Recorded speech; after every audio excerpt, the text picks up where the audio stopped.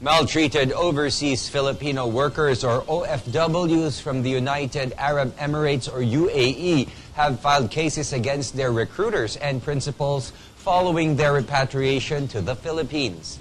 In a report to Labor Secretary Rosalinda Baldos, however, the Philippine Overseas Employment Administration Chief Hans Leo Kakdak said the cases have been filed before the POEA's Docket and Enforcement Division.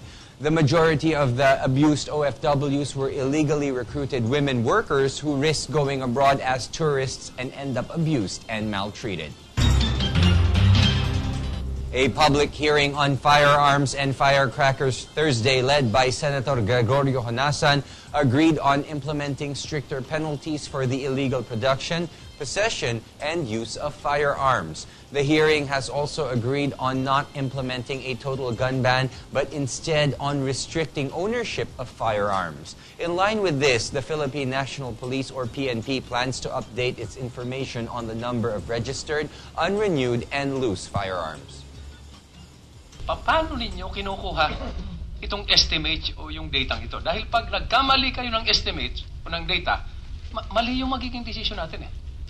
Diba? We'll be squandering or wasting time and resources based on inaccurate information or outdated information. Gentlemen from the PNP, paki-submit and then give us an idea of what you are doing about it.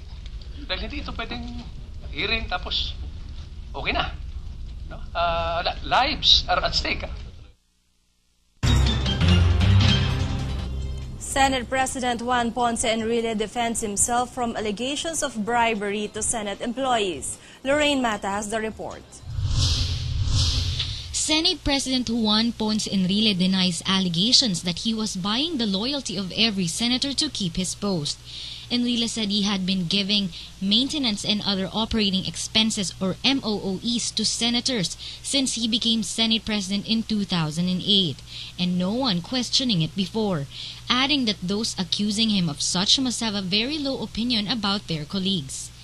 Enrile further explained his refusal to give 1.6 million pesos to other 4 senators was because of their own annual budgets as chairs of different committees.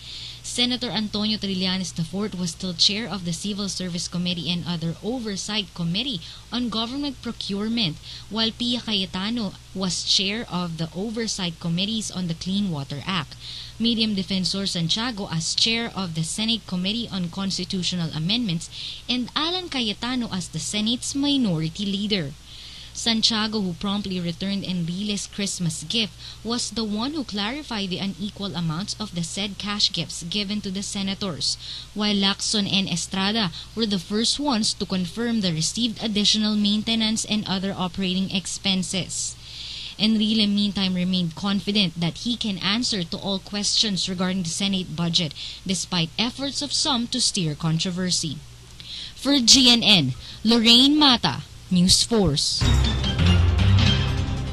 Senator Loren Legarda Wednesday denied having received a 1.6 million peso cash gift from Senate President Juan Ponce Enrile last Christmas Day. Legarda, who visited typhoon-devastated areas the past 2 days, meantime noted she had to check first with the Department of Finance if there was indeed a cash gift for her as soon as she arrives in Manila. According to the senator, if the money has been set aside for her, she would use it for a settlement program for people in areas ravaged by Typhoon Pablo.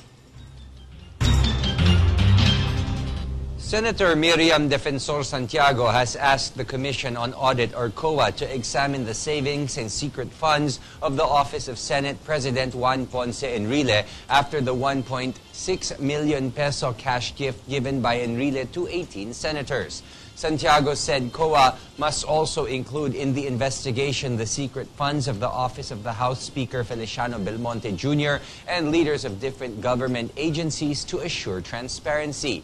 Santiago even challenged COA to show to the public the annual salaries of every senator and congressman, including basic salary, Christmas bonuses, and the possible 10% kickback of the officials from pork barrel.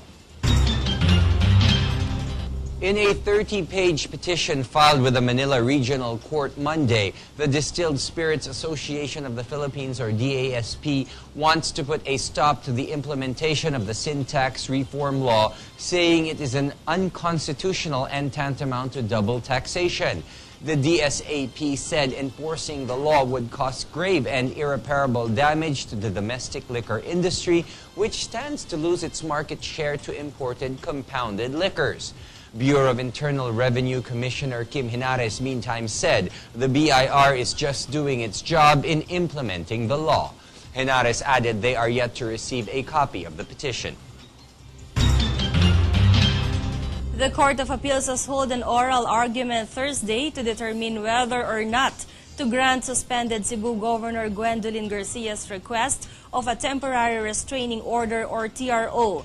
It can be recalled Garcia has requested the appellate court to issue a TRO weeks after a suspension order was issued against her. Meantime, Garcia's camp said they are confident the Court of Appeals will grant them their petition. New York City ferry crash injures 85 passengers. And Hollywood awaits for Oscar nominations. These and more stories when News Force returns.